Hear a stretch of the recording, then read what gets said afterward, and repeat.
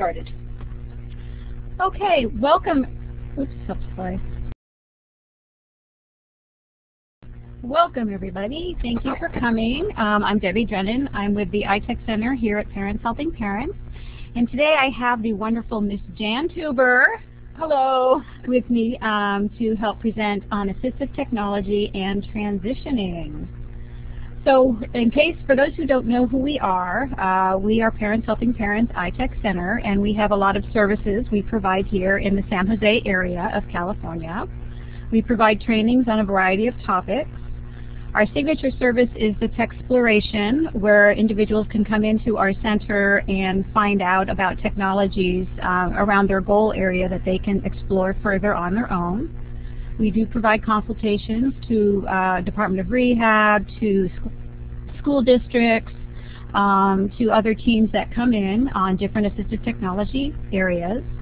We do have a speech therapist that works with us as well, so we do have someone here with AAC or in communication expertise. We also have a volunteer who adapts items to switches, generally little toys for younger ones. And we are, of course, a member of the AT Network of California. So we do have a California toll-free number, so if anybody has any questions, just give us a call. We'll see what we can do to help you out. So that's who iTech is. And hopefully today, people will be learning things. Hopefully you will all learn about the different systems available out of high school that cover assistive technology, as well as start an understanding of the process for obtaining that assistive technology through those systems. We also hope that you become aware of rights and responsibilities for a successful transition, both for you as well as for the agencies you're working for, and then learn best practices for coordinating agencies during transition. So that's quite a bit. I do tend to talk fast. I'm sorry. Hopefully you can keep up. So first of all, just so that everyone is on the same page, I wanted to make sure everyone kind of had an understanding of what is assistive technology. These definitions about a device and a service are from IDEA, but they are held throughout rehab, vocational rehab, and through most of the different federal agencies also use similar or these exact terms. So a device under the law is any item, piece of equipment, or product system, whether acquired commercially off the shelf, modified, or customized, that is used to increase, maintain, or improve functional capabilities of an individual with a disability. The term does not include a medical device that is surgically implanted or the replacement of that device. And that last piece refers to specifically cochlear implants, but in the bigger picture it also refers to anything like a pacemaker or anything else that is implanted surgically. It is also a service, and a service is defined as any service that directly assists an individual with a disability in the selection, acquisition, or use of an assistive technology device. And the service is actually the crux of the assistive technology. Training is part of that service, and without the appropriate training, then this technology can be a complete failure. So service is really an essential part of assistive technology. Right. When people come into our center, we're just showing them devices. At the initial outcome is that they are becoming familiar with what's available. But it's really up to them to then trial out the devices, get the training they need on those devices so that they can be successful with them later. Without any of those components, this visit they may have had with us may have been for naught. Right. And Deb, can you give us some examples of some common assistive technology devices? Sure. Some common examples would be eyeglasses. I mean, let's face it, without my glasses, my readers, I can't see a thing anymore. Aging is terrible. A pencil grip or a pen grip is an assistive technology device. Picture representation of objects, that's assistive technology. If you've been in some of the classrooms, you'll see these word walls, just a big wall full of words. That can be assistive technology for some students.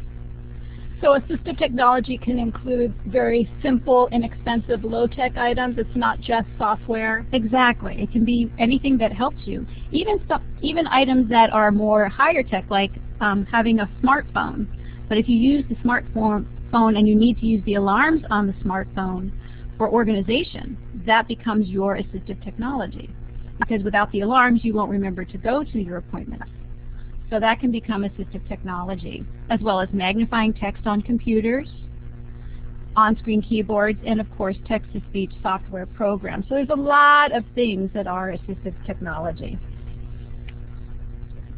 So let's talk about funding assistive technology after school. We're going to be discussing several different systems to review because I think one of the confusions people have is who pays for what. And so after school, once you're done, there are several systems you may or may not be involved with.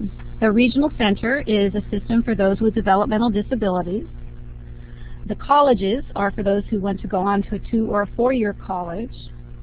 Medical insurances to cover medical needs, employment, and or the Department of Rehab. You can be involved in one of these, you can be involved in all of these. And so it can be very, very confusing and headachy to get through them all. So we're going to go through all of these, first of all, and explain what they are, what their primary goals are. So when you're asking for assistive technology from one of these, you know how to ask it in a way that meets their primary goal functions. And then we're going to be going into how to get everybody to work together for your behalf. Okay? So first we're going to quickly review school districts. So quick review. We're going to talk about education. And somebody joined and doesn't have their mic muted on their computer, if they could mute it on the computer, that would be great because we're getting your feedback. I will have time for questions later. Thanks. Thank you. All right, now I can focus again. So quick review. In school, all attendees have been muted. Is goal driven. All attendees have been muted. Thank you. So education services are goal driven through that IEP or individual education plan. Are you talking about IDEA, Deb? Yes. IDEA is the law, the federal law that governs school district services for those students who have an IEP. Because the IEP is a legal document that has goals and services written into it. To get assistive technology through a school district, it is a part of the goals and services. So AT is usually written into as a part of a goal on an IEP. Now, not every student with a disability in school has an IEP. They don't all qualify. Some of them have a 504. I have a son who is 14, and he has a 504. In fact, we just redid it this year. And he has ADHD and dysgraphia, but he doesn't qualify for an IEP. So he gets his reasonable accommodations, including his assistive technology, through his 504 plan. So that is available as well. So you've gotten through school, you're now in high school, you had your AT purchased, you're ready to graduate. What happens to that AT that's been purchased by the school district? Where does it go? Who owns it? If the school purchased it, it is owned by the school and goes back to the school upon exiting the system. So it's the school's. You don't get to keep it. For example, my daughter had some assistive technology software, some text-to-speech software on a laptop. However, we personally purchased the laptop. So when she graduated, we owned the laptop, but the school owned the software that they loaded onto it. So they wanted to remove the software until, for their particular licensing agreement, it didn't harm them to let us keep it on. What a shame. So we were able to convince them to let us keep it because it didn't diminish their own supply of technology for their students. Right. But on the other hand, the school district for my son, who's now in college, had purchased his laptop and the software. So upon graduation, we had to turn everything back into the school and start all over again. And that can be a time killer. Deb, did they give you the option of purchasing it from them? No, they did not, because in California, schools can sell equipment materials costing less than $2,500 to private individuals, but only as long as, one, it is not needed for the educational benefits of other students, or it is obsolete. Either way, you have to have unanimous school board approval for that sale.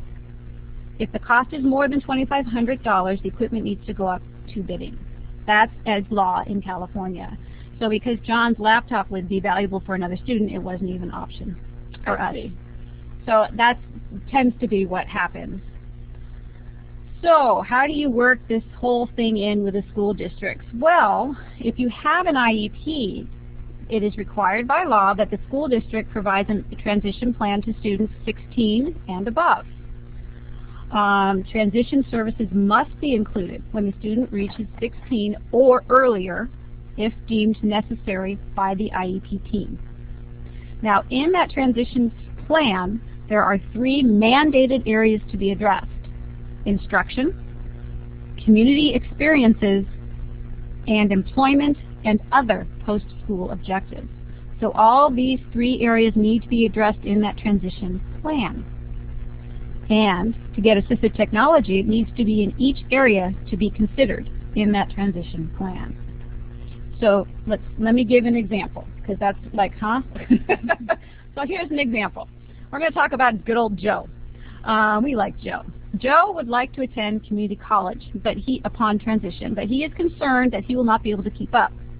So when they're writing that transition plan at the school level, some possible services might be that he, 1, explore services available at the Disabled Students Program at the community college, so he starts understanding what's out next.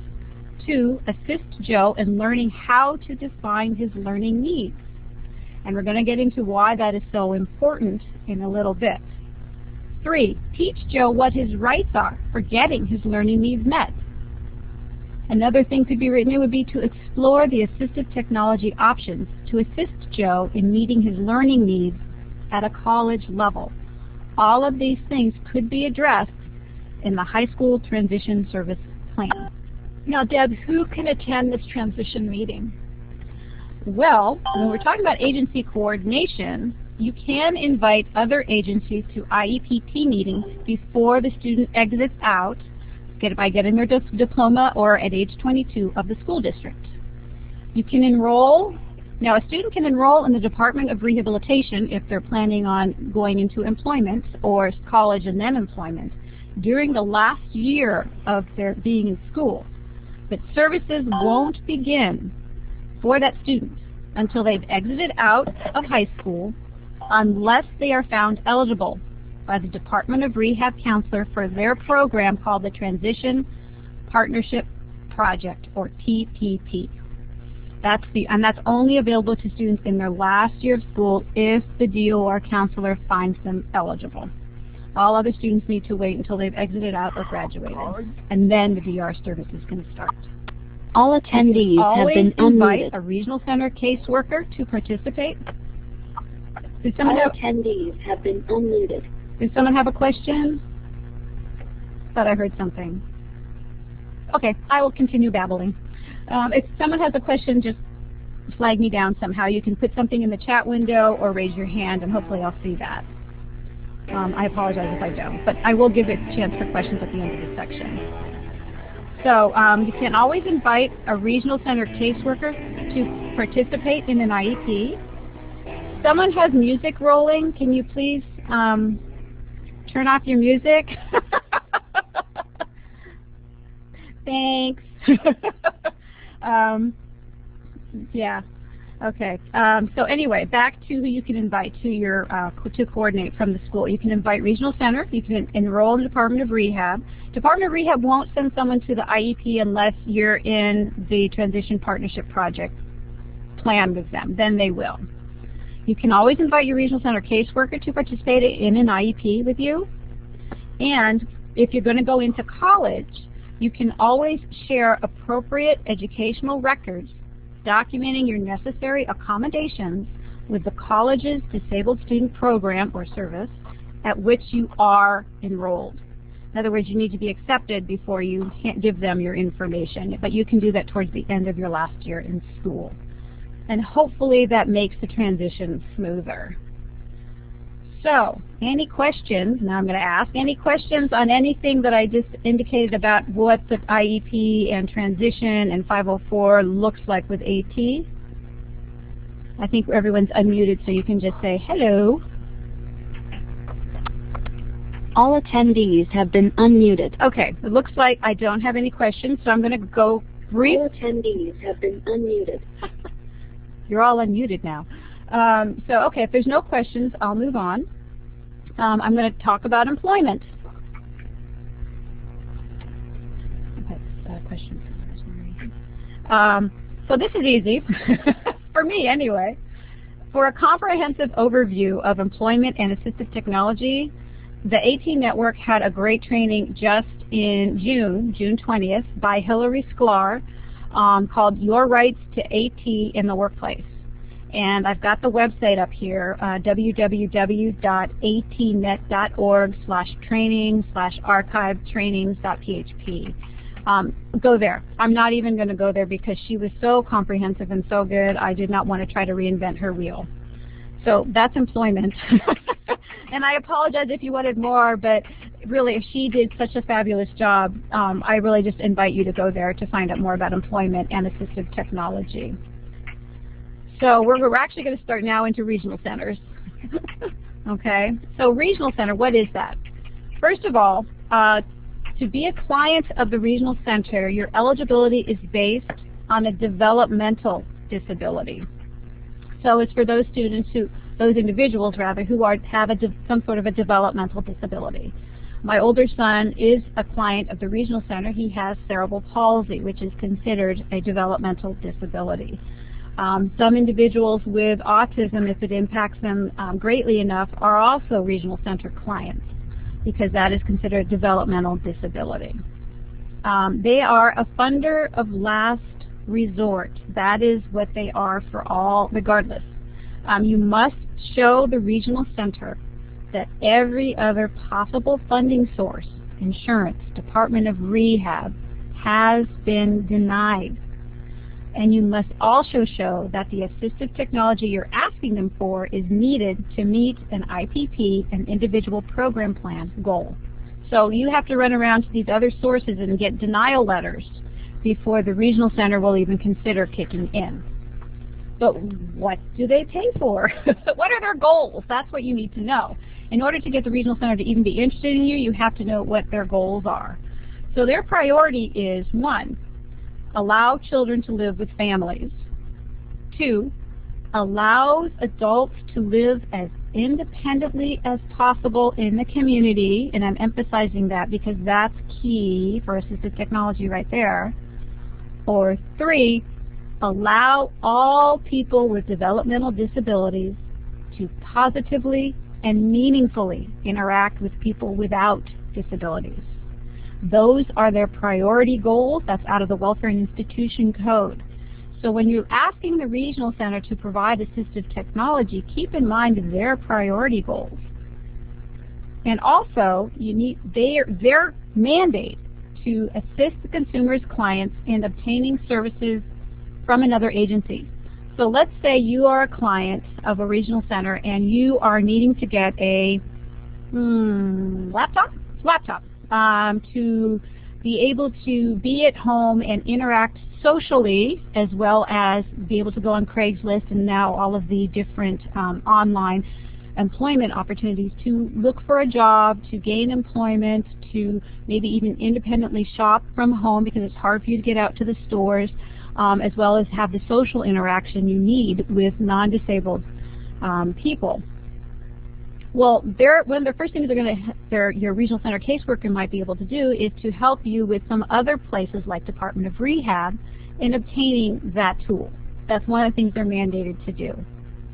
If the regional center decides that they'll just go ahead and purchase that laptop for you because it meets your IPP goals, it is owned technically by the regional center.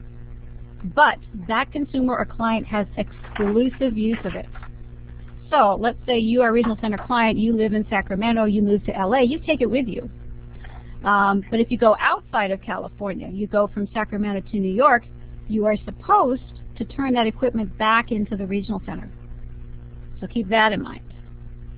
Now, if you're involved in a day program, that day program, and you need a piece of assistive technology tools to participate in that day program, it's up to the day program to provide that assistive technology tool for the clients to meet their day program goals.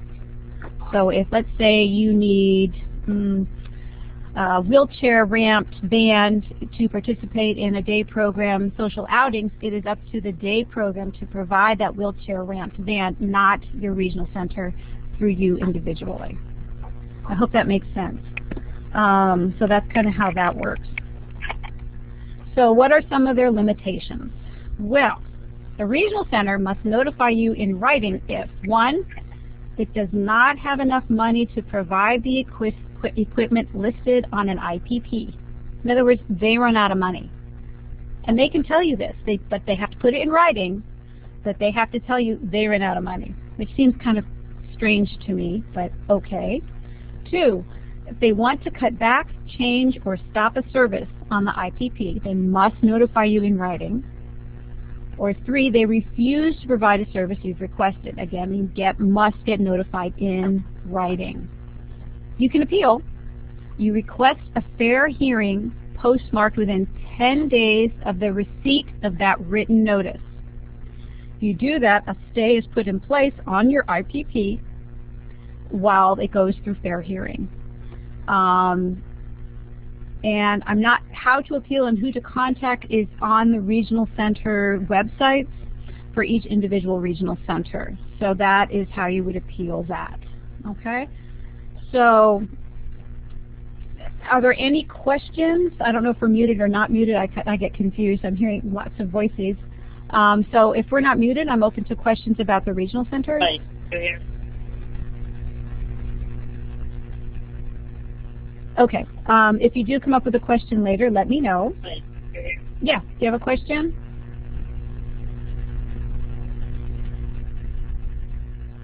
Okay. I didn't hear the question if there was one, so if you can get into the chat box, I can answer it there. Okay? Otherwise, we'll try later. Okay, so now we're going to delve into medical insurances. Oh no! So, for medical insurance, I'm kind of glumping everything together for this presentation. It includes Medi-Cal, HMOs like Kaiser, Medicare, private insurances, VA, etc. To get Medi-Cal, it is based on a financial need. To get Medicare, people get this confused, that's why I put this in here, is age or certain medical disabilities qualify for Medicare. Sometimes people put Medi-Cal and Medicare and they interface them. They're very different. So just wanted to make sure people understood that difference. And other insurances, you can stay on another insurance through employment or through your parents up to age 26 or pay privately. So that's how you would get the medical insurances. So what AT does medical insurance pay for? Does it pay for software or a laptop to house the software, Deb? Ha! Wouldn't that be nice? No! It pays for durable medical equipment only. Sorry, DME. And that's what they call it, is DME coverage. Okay? And that includes mobility devices, walkers, wheelchairs, speech prosthetics, AAC. So if you need communication, it could pay for AAC or cochlear implants, orthotics if you need them, etc. Private insurances may not have DME coverage, durable medical equipment coverage, or only pay a percentage of it. You can have medical insurance and not have DME coverage. So be aware when you're going into a new job and you're looking at the medical insurance coverage of it, if you need medical equipment like wheelchairs, walkers, etc., make sure you have DME coverage, or you could pay a lot of money out of pocket on that insurance. Most times through private insurances, it pays a percentage, generally 80% of what the DME cost is. If you do have dual insurance, like you have Kaiser and Medi-Cal, secondary insurance, the Medi-Cal, would pay the copay. So there is a way of getting things to work together if you are lucky enough to have two insurances. Now let's talk a little bit about Medi-Cal. Medi-Cal, in order to get AT through them, you need to get a treatment authorization request, or a TAR. And that only pays for certain items up to a certain cost. For example, you need a power wheelchair. Medi-Cal will only pay for power wheelchairs for people who need them for mobility in their home. So maybe you don't walk so well, but you can get around your house independently with maybe a walker, but you really want that power chair for being out in the community. Medi-Cal may say, oh, sorry, no, you're independent in mobility in your home, so we won't pay for that power chair. What if you're not independent on your college campus? Why do you ask the tough questions? Generally, if you're not independent on a college campus, they're going to ask your medical insurance to cover that. So there are ways of indicating to your medical insurance that you need that powered mobility for in your home or in the dorm, safety and mobility. Because once you're in college, you're no longer in a home, but you're in a very public setting, usually in the dorms, and therefore you need the powered mobility because it's the only way you're going to get down that long hallway to the bathroom and back safely. So there are ways of doing about it.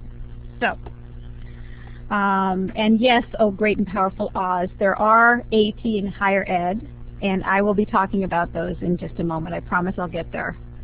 The other thing I want to talk about Medi-Cal is eyeglasses. Guess what? Unless you're pregnant, under 21, or in a nursing home, they're no longer covered under Medi-Cal. So, oops, I think that's silly, but there you go. That's Medi-Cal for you. So, for all medical insurance requirements, you need a doctor's prescription. You need to show medical need.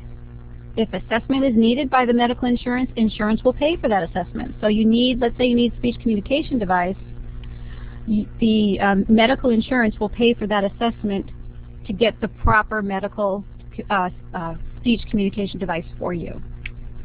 And you may need to go to providers within their network of providers if it's available. The process can take many steps. This is an example, this is a true story from my own personal experience with my son John with his power chair. He needed a new power chair as a senior in high school. So what's the process? And he's got Kaiser. So we're talking Kaiser here. Okay. So this is what the process is for Kaiser. The doctor wrote the prescription for an assessment for his power wheelchair.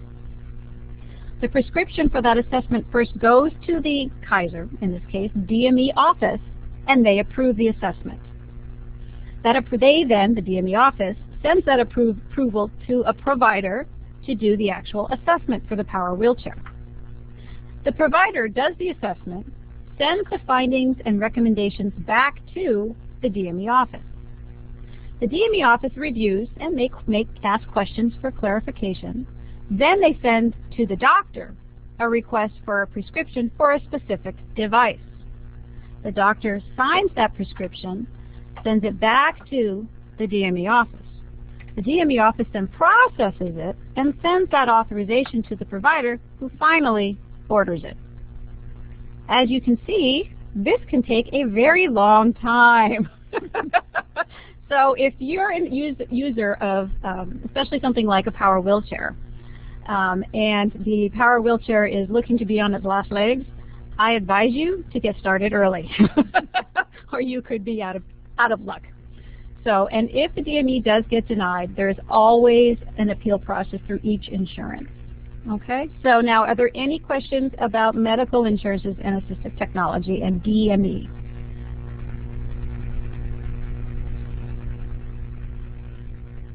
Okay, looks like there's no questions, so I'm going to continue on to our favorite topic, Department of Rehab.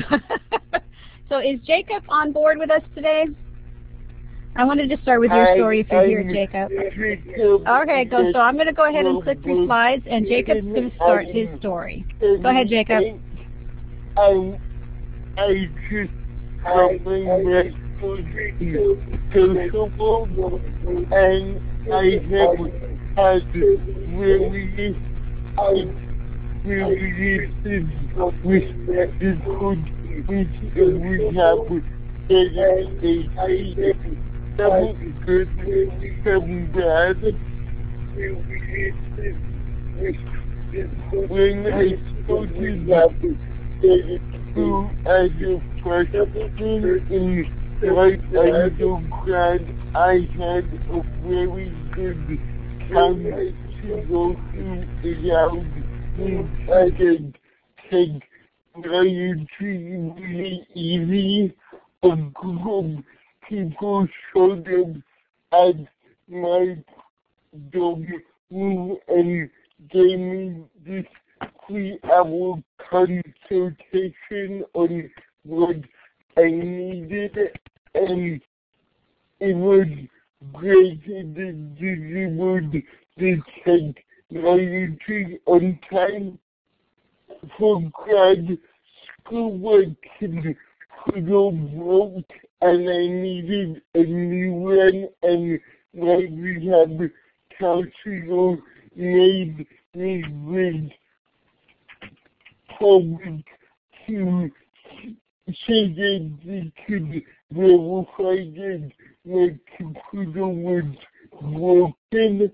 Then I ordered the computer and took 8 weeks to come and was delivered by a really rude vendor who didn't talk to me at all while setting it up. Thank you.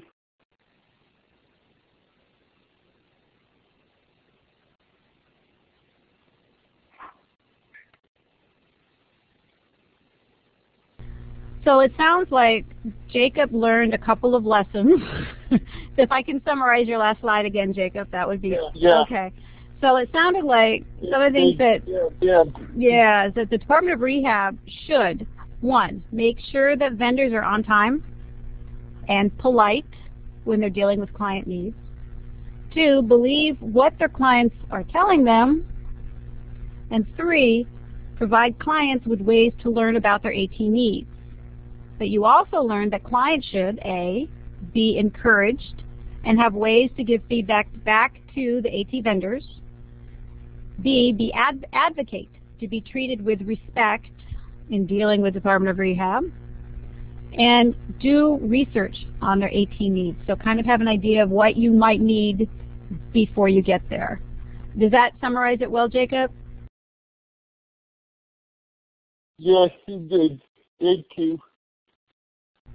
Does anybody have any questions for Jacob about his experiences that he's had with the Department of Rehab?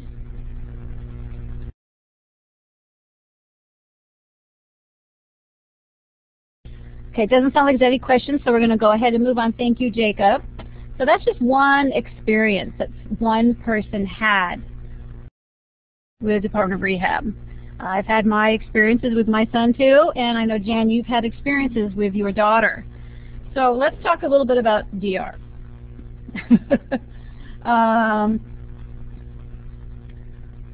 So their mission statement, again, always know what their goal is when you're dealing with an agency. What is their goal? So that's why I put down what the mission statement of Department of Rehab is. The California Department of Rehabilitation works in partnership with consumers and other stakeholders to provide services and advocacy resulting in employment, independent living, and equality for individuals with disabilities. That is their mission statement. That is how you get AT. And providing services that lead to employment means that they will also provide services that lead to your training to achieve that employment. And that's where college comes in. So yeah, so when we get to colleges, we're going to talk about not what DR would provide for those who are, but for the department, but the disabled students programs, which is different. So in this part, we're going to talk about how Department of Rehab can provide tools that you might need for college, okay, if it's for employment. So here it is. When you apply to Department of Rehab, you must be found to be severely or significantly disabled, and they call those categories 1 or 2. to receive services. Okay? And I hate the terms, but they're not my terms. If found to be in just category, category 3, just disabled, and you applied after March 30th of 2011, you will be found eligible for services, but no services will be administered this fiscal year due to the budget mess in California. And that's off of the Department of Rehab website, and I have a link if you wanted to check that for yourself. So be aware, okay? If you're found category 1 or 2, you will receive services. If you're found category 3, you're on the wait list. Deb, can you tell us who is considered a category 1 and 2 and who's considered a category 3 disability? Why, no, I cannot. I have no clue. That's a really good question, and probably if I were a DR counselor, or if we had any DR counselors on board, they might be able to help you. But actually, that's a really good question. I could not tell you how they define their categories. So that would be something to find out. Good question. Maybe that website would give Maybe the DOR website might have that. I don't know. I didn't see it on there, but it may be embedded in deeply. So, good question. So let's talk about what DOR can do in terms of assistive technology. Assistive technology can be a part of that individual plan for employment, the IPE, for the consumer. Okay, so now you're a regional center client, you have the IPP, you just came out of education, so you had an IEP, and now you're going to get the IPE from Department of Rehab. Confused yet? Anyway, so the IPE must be related, the assistive technology must be related to your vocational goals, okay? And AT is both, again, even in Department of Rehab world, it is both a device and a service. Training on that device, obtaining that device, assessments for the device, etc. So it's both of those things. So, for example, my son needed a laptop for going on to college, which was written into his IPE. He needed a laptop with specialized equipment to go along with it for access. So they first had him assessed so that he'd get the proper laptop and with the proper equipment, and then they obtained it, gave it to him, and then they provided training on that. And actually, truth be told, they did not actually provide the training, but they could have provided the training on it. I provided the training because I knew how to use it. But if I didn't know how, they would have. That would not have been a problem. So that's how that works. Now, initially, sometimes when you're still in high school, you've already had an assessment or had AT written into your IEP, and then the Department of Rehab can look at that to determine your continued AT needs for college, so you don't need to have a specific assessment. Right. Or if you go to a college that specializes in services for your disability, they might require all their entering freshmen to have specific technology, and that information that needs to be sent to your voc rehab counselor and approved for purchase. Right. Deb, I see there's a question here for you. Oh, it's more of, if you got a job through DOR, can you receive AT from them? Yes. The answer is yes. Somebody answered that for me. Yes, you're right. Yes, you can. So, AT falls under the category of rehabilitation technology in the Department of Vocational Rehab world. That's how they categorize as rehab technology. That in itself has 3 categories: rehabilitation engineering, assistive technology devices, and assistive technology services. All 3 categories. Okay? So that's where it falls in the world of DR. Now, I had to say this, I'm sorry. I have to do a quick word about personal vehicles. This is straight off of the Rehab government DR website. So this isn't me saying this about adapted cars and vans. So let's say you need to have an adapted car so that you can drive yourself to school and back. This is what they say about that. We do not have a van program for individuals. All transportation needs are met as part of an overall consumer case plan. Vans are the most expensive transportation option for consumers. If there is another equally reasonable and less expensive method, such as public transportation or special transit, that is the method we used. So if you do need to get an adapted car, you might be able to make a case if you lived out in, a small town off in the gold country and you don't have reasonable, accessible public transportation or special transit available to you. Yes, Rehab could get you that adapted car or van at that point. You live in the middle of where we live, San Jose, where there's light rail, there's buses, there's outreach, services available. That is the method they're going to make you use. So that's sort of something to be aware of. You can still make a case for it. You can still try if you feel it's that important that you've lost jobs, and some people have lost jobs because of poor transit. You can make a case that you really need it or you're going to lose this job too. And that's what I would do in that case. Okay, so I just had to say a word about it, and I'm going to move on because it's a hot topic. And moving on. So let's do some FAQs. Okay, does Department of Rehab ever take back the assistive technology like the schools do? If the vocational plan is completed successfully and the tools are needed for employment, no, they do not take it back. If the client drops from Department of Rehab or does not otherwise successfully complete their plan, they can reclaim the tools. So that's how that works. So Deb, if you're a college student and then you drop out or fail out of college, can Voc Rehab then revoke your standing and take back your assistive technology?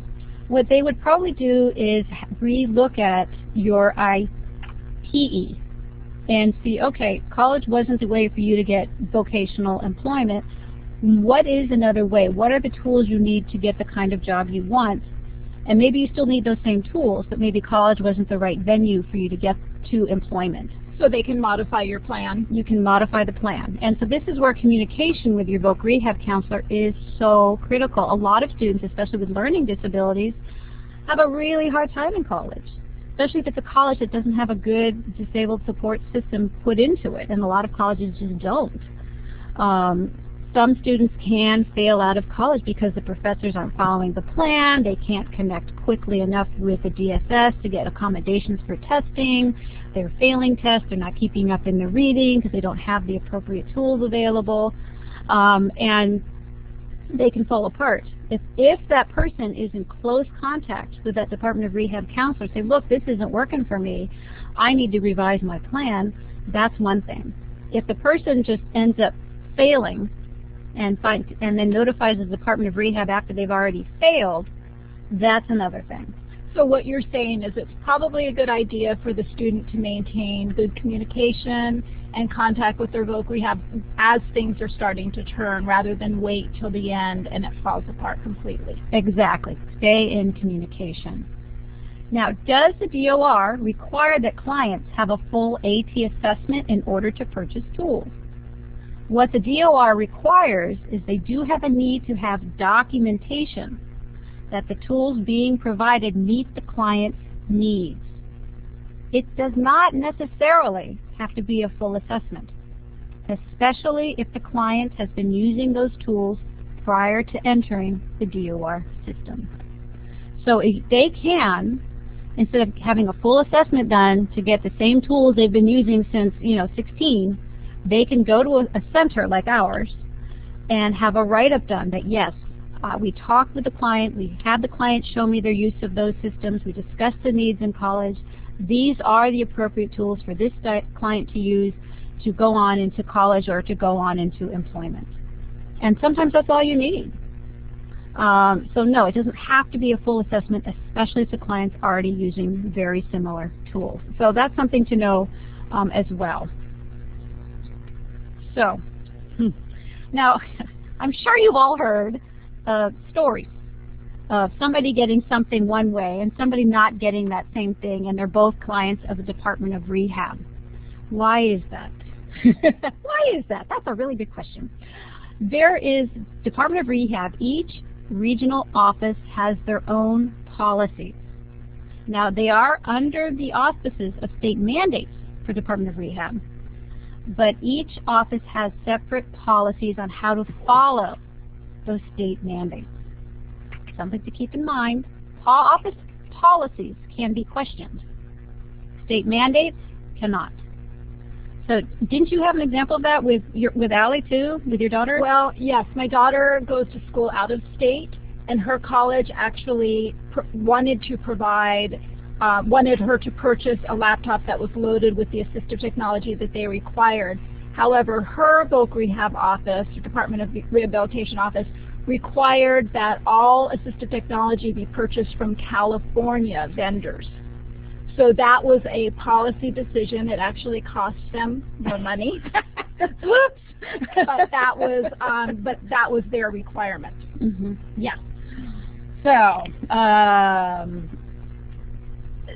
be aware that is not, if it's an office policy, you can question it, and that was an office policy. So had you had that information, you could have questioned it. But if it's a state mandate, you really can't.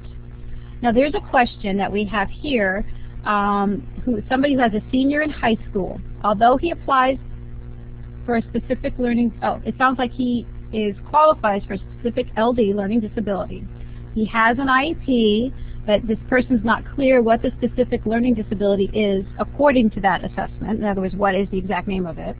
How do I know what assistive technology and tools may be available to help him? Good question. What you can do while he's still under an IEP is you can ask for an assistive technology assessment by the school district because he's still in school.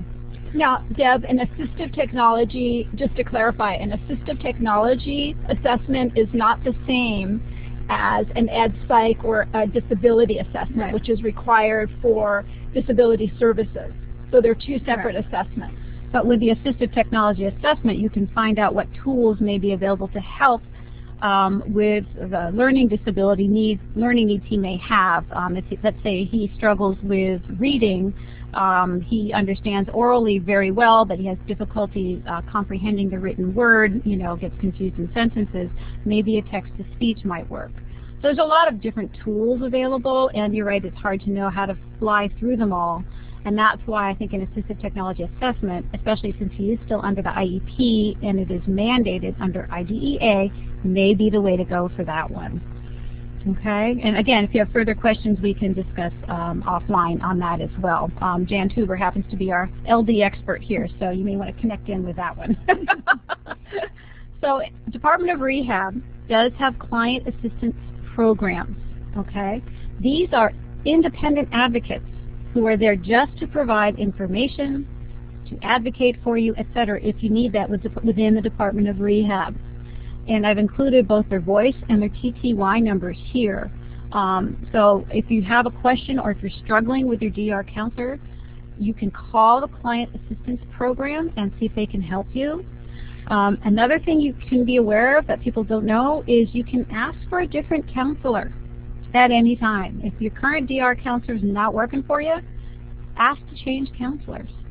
It may or may not be better, but you can always try. Because we all have our stories with Department of Rehab.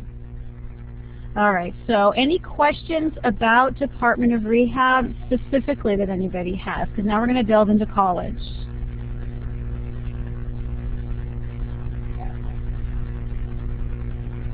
Okay, great. We're going to move into college. Jan, you're up. Okay.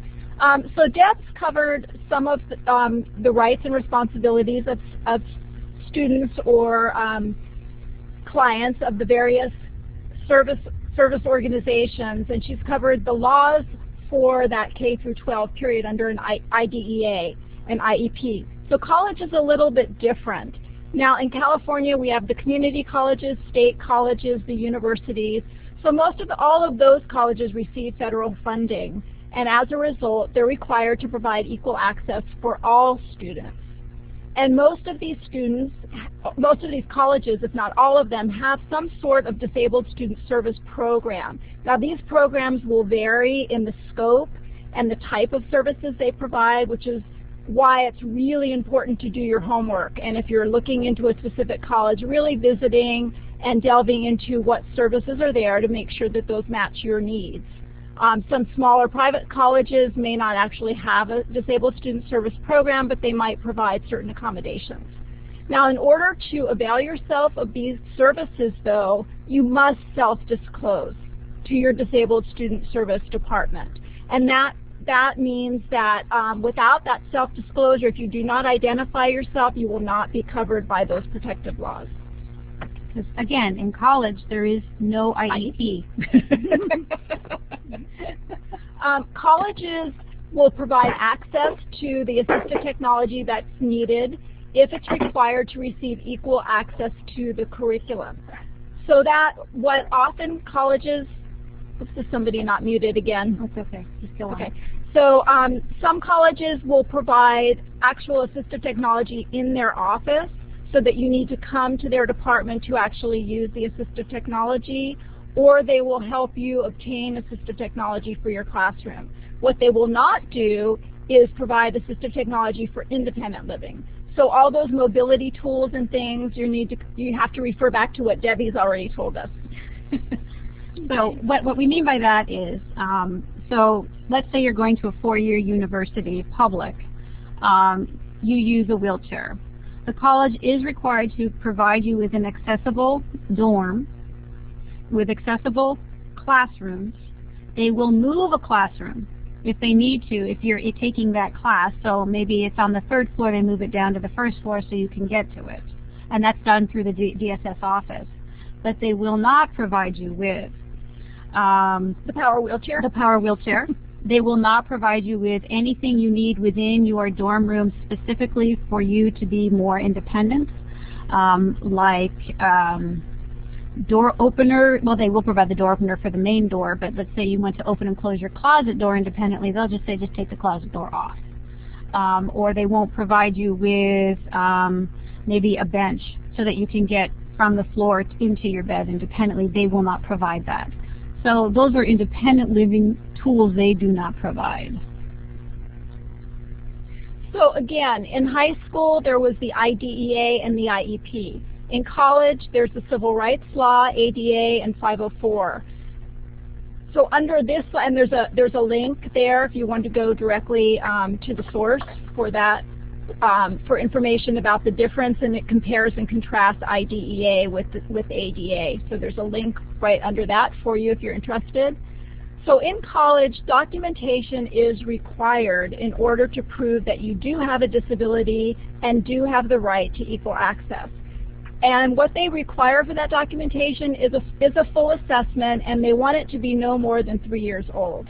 And going back to the Department of Voc Rehab, this is where Voc Rehab can be very helpful, because then they can provide and pay for the assessment for you. Right. But again, if you have an IEP and you're going straight from high school into college, sometimes that IEP plus a doctor's note or a therapist, physical therapist, occupational therapist, speech therapist, ed therapist, letter on their letterhead indicating your disability. Sometimes that's all that you need. It doesn't have to be a whole lot. It just depends on where you're at. But I know your daughter had to have one because she's transferring from a 2-year to a 4-year. Right, but she had her assessment. We made sure that when she was in high school that she had a recent assessment by the 11th grade, so that when she applied to colleges, it was in that 3-year realm. But because now it's over 3 years, she had to have another assessment, which her Voc Rehab counselor did provide. Students, now the difference here again is that when you're applying to colleges, you have the right to equal access, but there's no right to additional consideration. So you have to meet all the qualifications that any student would have to meet. You have to be otherwise qualified for admission despite your disability. Right. Okay? And then when you're there, there's no RSP, there's no special day class. You participate in the general curriculum of the college with all the students. So your instructors, another big difference between IDEA and ADA is that in high school or in grade school, you might have had modifications as well as accommodations written into your IEP. In college, there are no modifications. You can't turn in a paper that's 2 pages instead of the required 10. You can't study You know, you can't do every other math problem. You have to do them all. So there's no modifications. There's only accommodations that will not alter the content or the goals of the course. So now in college, the biggest thing here is that you're in control. No! Okay, there's no RSP teacher advocate. There's no parent.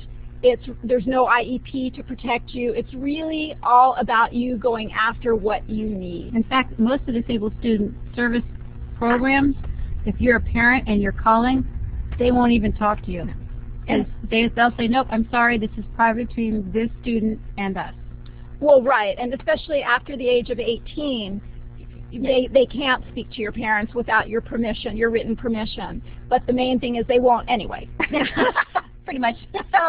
So again, if you feel that you need accommodations to succeed in college, you must self-disclose, and that's period. End of discussion. Now, but beyond self-disclosing, you also have to take the initiative, because they will not go after you and say, oh, Jan, what is it you need to do well in this college? Or what do you need in this class, because I see your grades are not up to par. They are not going to be checking on you. They are not going to be following you. They are not going to be doing any follow-up whatsoever. So that means that you need to take the initiative to really get to know your support personnel in the DSS department, know your instructors intimately, and get the help that you need. You need to know how to navigate through the college services.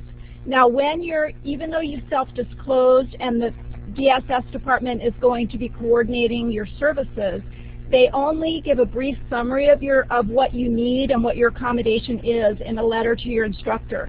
They won't go into any detail about your disability. If there's things that you feel are essential for your instructor to know, then it's up to you to tell them. And that protects your privacy. And again, it also puts the onus on you to take the initiative to disclose what you feel is essential to your success. When you're in those classes, you will be graded by the same standard as all students, regardless of the means with which you provide your work.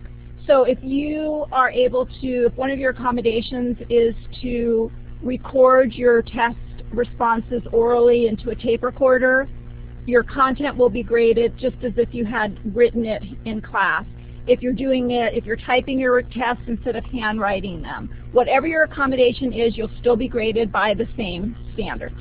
Right, and let's real quickly go through, just so people understand the difference between voc rehab services provided and services a DSS can do. Let's do some quick sort of DSS common services so people understand. Okay. They will provide note takers for a class. So if you have a student, you yourself cannot take good notes, they will provide a note taker.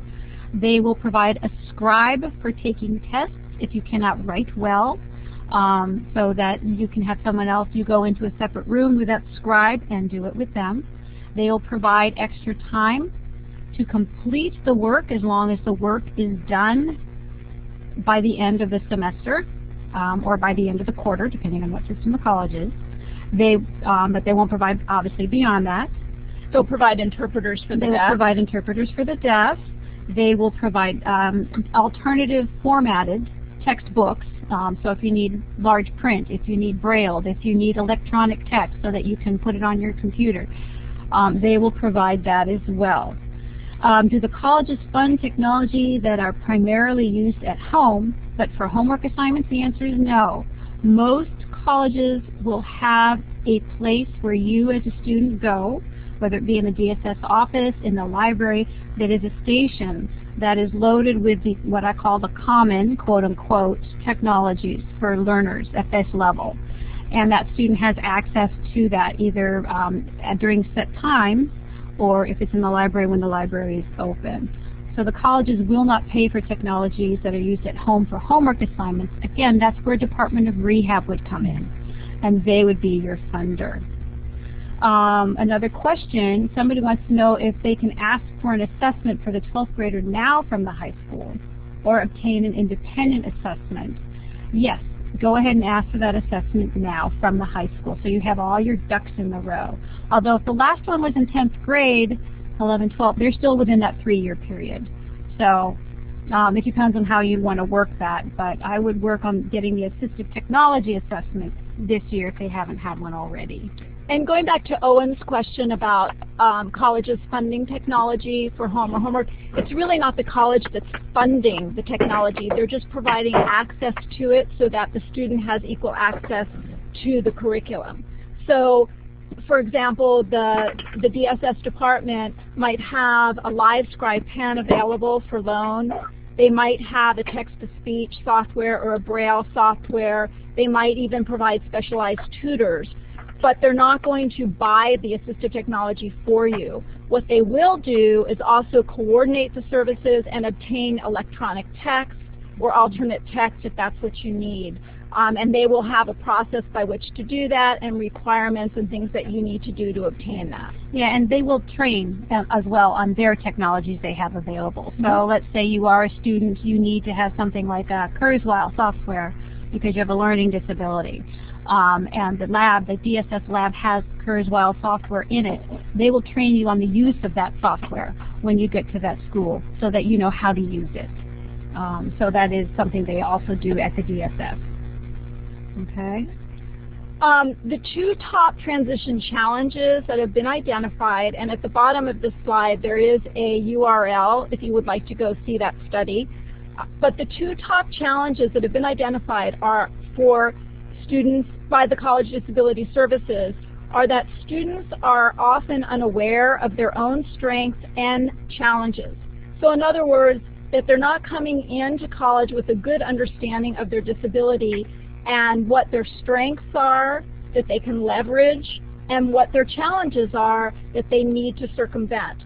So this brings back a really important point that connects to self-advocacy. You have to be aware of, you need to know yourself before you can explain yourself to others and get the services that you need. And a good place to start is before you even reach college age, right? So that means participating in IEP meetings, being a part of developing your goals, learning how to talk to your teachers about your disability. So it's really important to have a clear understanding of who you are before you even enter college. And the other area that they noticed was really lacking was, again, that students were not prepared to advocate for themselves and were clueless about navigating through the college system. Well, now that has to be, and truthfully as a parent, I know I tend to want to jump in for my kids.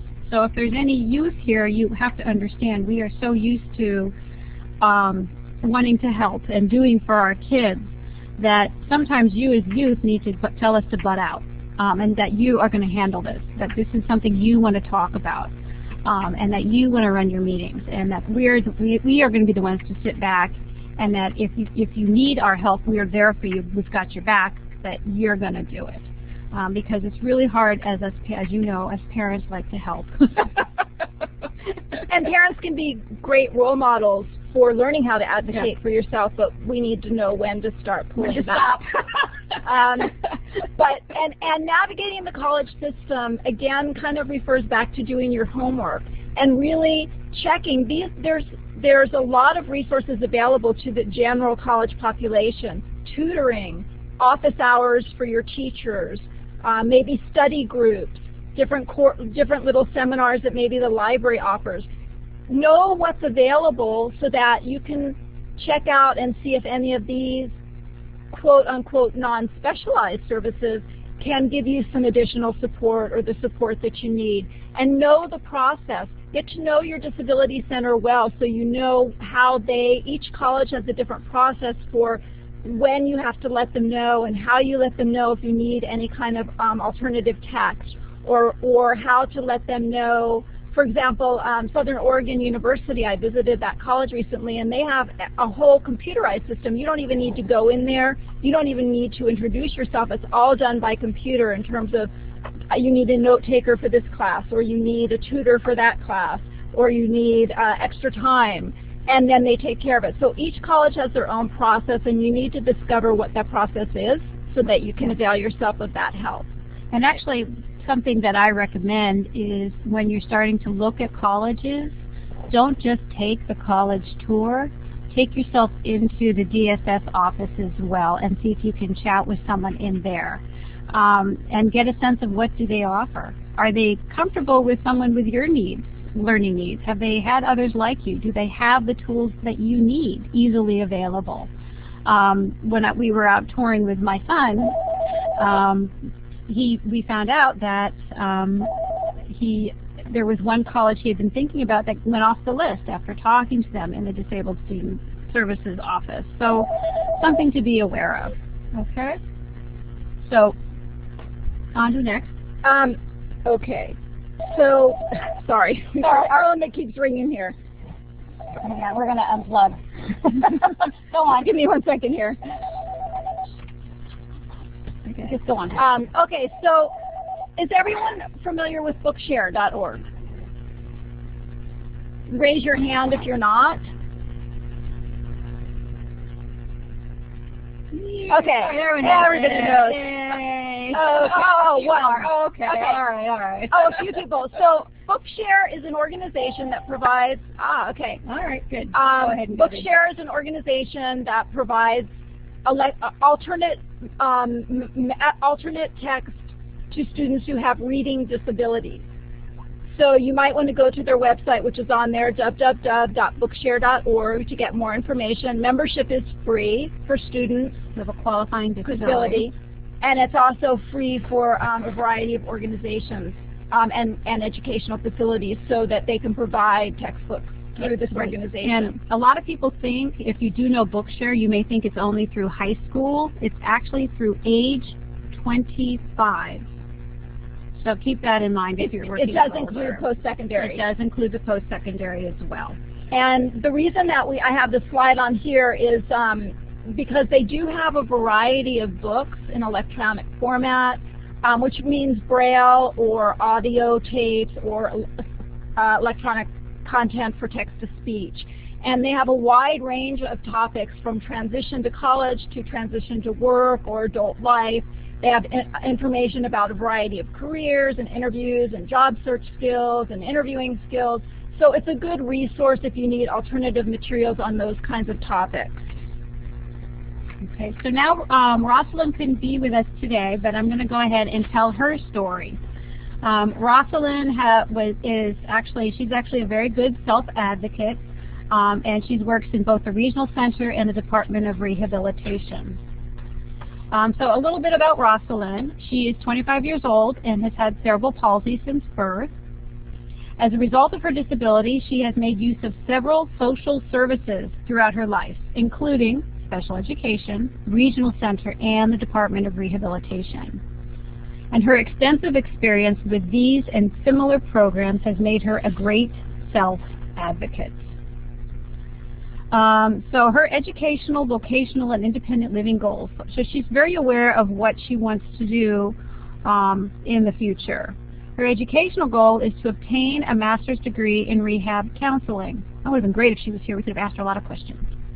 Her vocational goals is to obtain employment with either the Department of Rehab or another rehabilitation agency.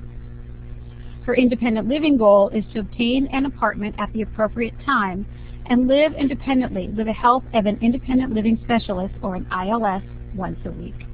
So those are her goals. So she has well-defined goals. Setting the goals that she wants to reach. Before she goes to a meeting, she already has a pretty clear picture of the goals she wants for the year or other required time. This decreases the likelihood that she will use her support team members as a crutch and increases her potential for self-advocacy. So she goes in there with a real clear picture of what she wants to have done. She also has a pretty clear picture of the resources she needs, so that all she needs to do is get that authorization. So she does her homework before she goes to a meeting. And also it sounds like she really understands her own disability and her strengths and weaknesses so she can come up with the information that she needs to share with her counselor. So effective use of support team and location. In her meetings, it is important for her to do most of the talking. So she considers the type of meeting she is going to as she considers the people she wants on her support team. She also tries to make sure that she has picked a location she's comfortable with. For example, with Regional Center, her counselor often meets with her at her current school. Something people don't know you can do, but you can do that because offices can be intimidating. You're on their turf. So she picks neutral territory. Well, and she's taking control of the meeting, which is great. So, and how does she get those goals met? By keeping communication open. There are many ways she uses to keep in contact with both her counselor at DOR and the Regional Center, including emails and phone calls. The most important thing is to keep the lines of communication open. It makes the job of the counselors a lot easier, she finds. So again, back to that open line of communication. Assisting in meeting the goals, doing some of the legwork.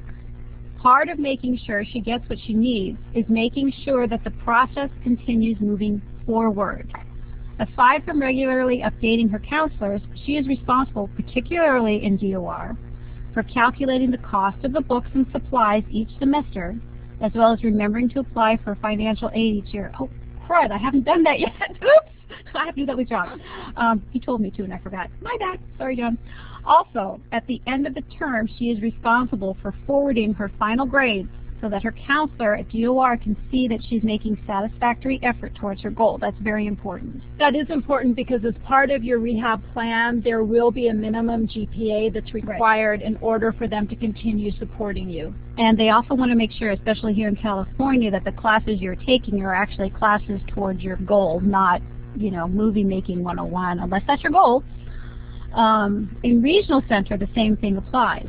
For example, this year she applied for Section 8 housing and also made sure that she went to all of her medical appointments as well as updated medical information professionals that she is seeing so that the Regional Center can be aware of what she's doing as well.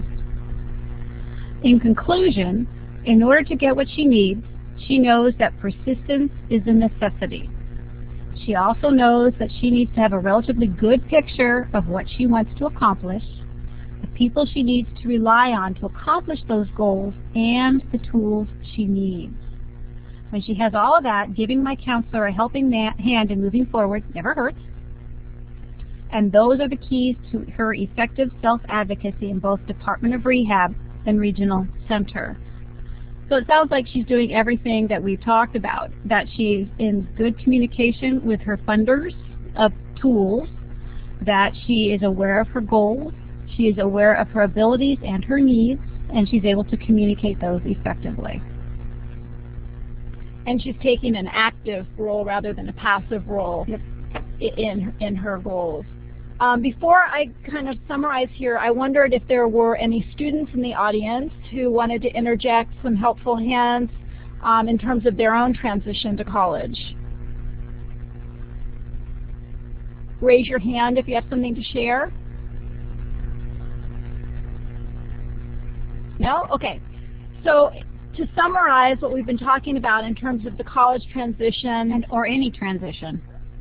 Right. Any transition must for success. Again, we can't emphasize enough the need for self-advocacy, the requirement for self-disclosure, and being proactive the way Rosalind was. Knowing your learning style, understanding your disability, asking for what you need.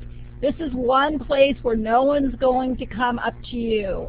You've probably had, heard that expression socially as well. If you want to make friends, you need to go out and meet them.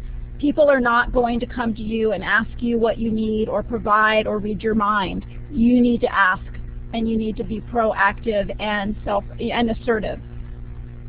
One thing that's very helpful before you even enter college is to know about the technology that works for you. And again, there were a lot of questions about assessments and not knowing what's appropriate. It's really, really helpful to already have that determined before you enter college, to determine what it is that you use, to trial it, and to know how to use it, because there's two parts to knowing the technology. One is understanding how to work and operate the program, and the other is understanding how to apply it to make a difference in your schoolwork. So knowing how to implement it, how to use it effectively to get your assignments done and to save you time and to improve your output and your comprehension. So again, get that assessment, know, trial, be ready to start up on your technology when you hit the floor running when you get into college. When you're looking at technology, you want to capitalize on your strengths and circumvent your specific challenges. So we call this feature matching. It's not important what brand or what type of technology. What's important is that it meets your specific needs and challenges. But remember, the technology is not the panacea. It's not going to be the magic bullet for everything, and different technology is going to work well for different people. So what maybe is really successful for another one of your clients might not meet the need of another client. Again, you have to look at the specific challenges that you want to address and try to find technology that provides that feature. So learning both the strategies and the application for the technology is the key to making life easier in getting through your curriculum.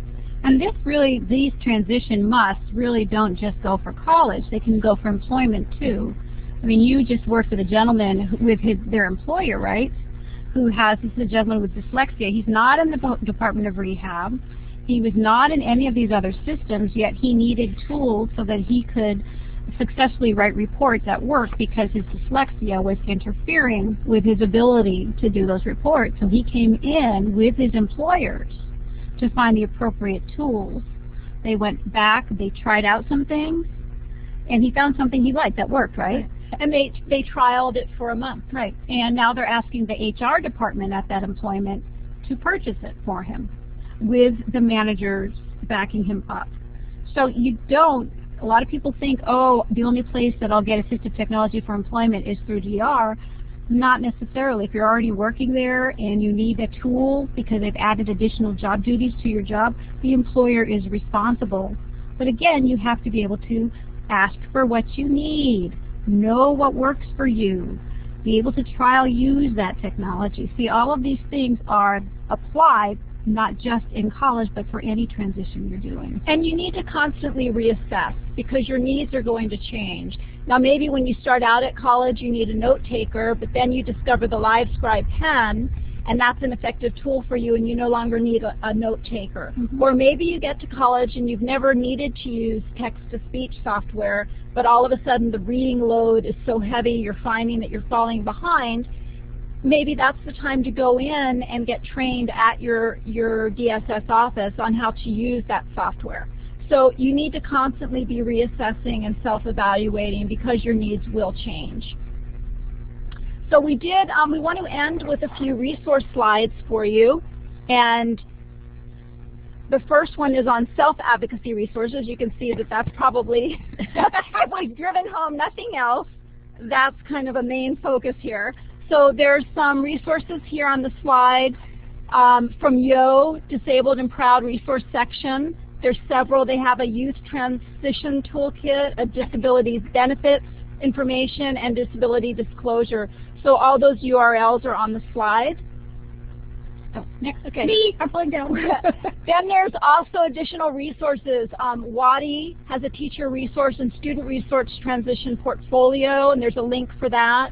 There's also a transition planning workbook for families and students with disabilities.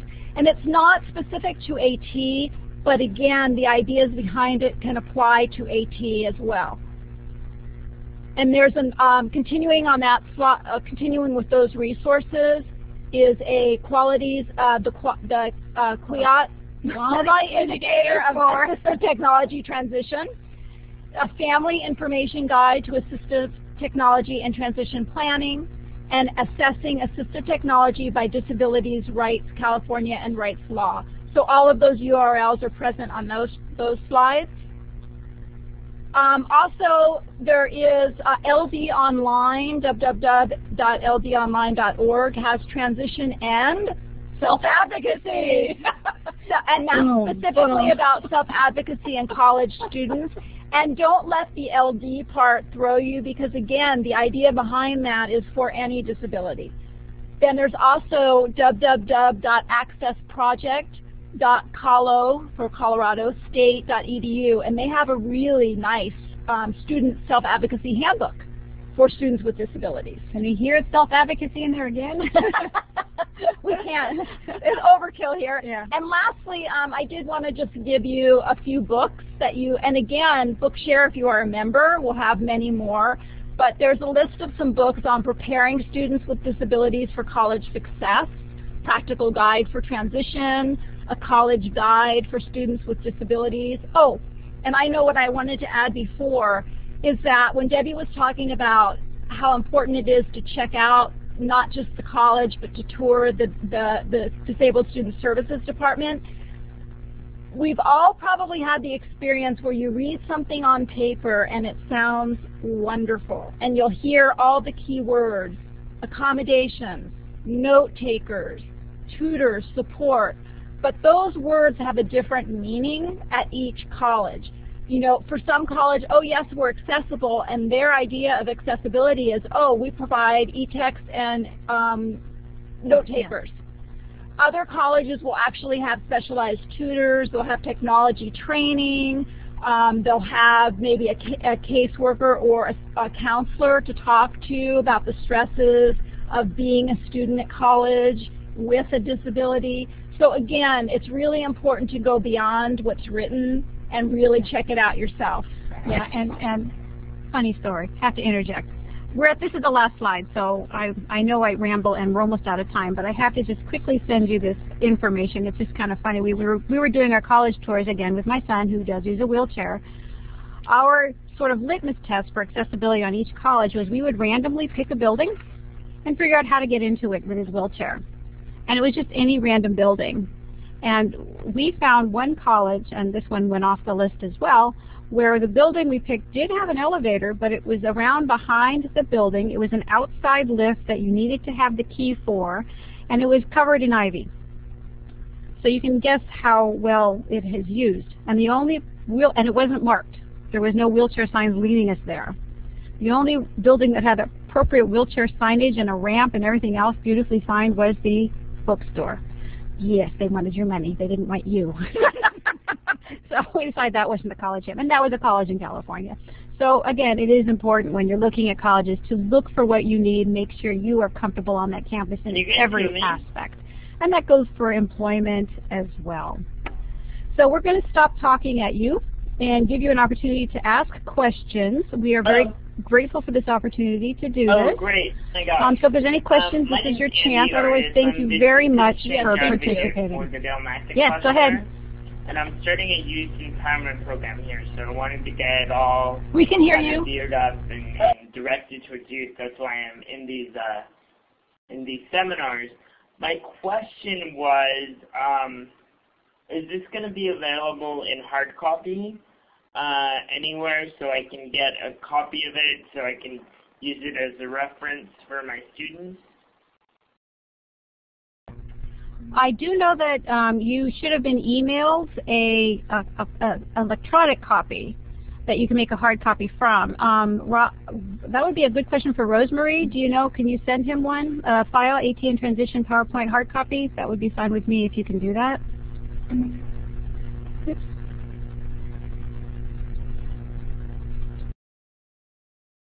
Debbie, yes, I just recently sent out the PowerPoint presentation, and for those of you that are on teleconference, we will have to send it via email to the listserv.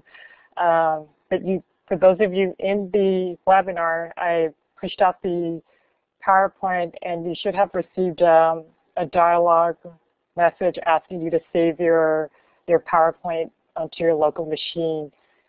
If you did not receive that dialogue message, I can resend the invitation. I'm sorry, not the invitation, the PowerPoint. Yeah, because I was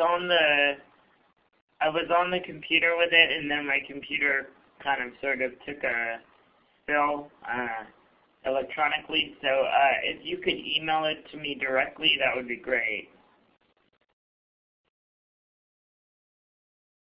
Okay, sure, no problem. Once the webinar is finished, I'll get your email address if you can hang on for a few minutes. Yeah, I will. Thanks. Sure, no problem.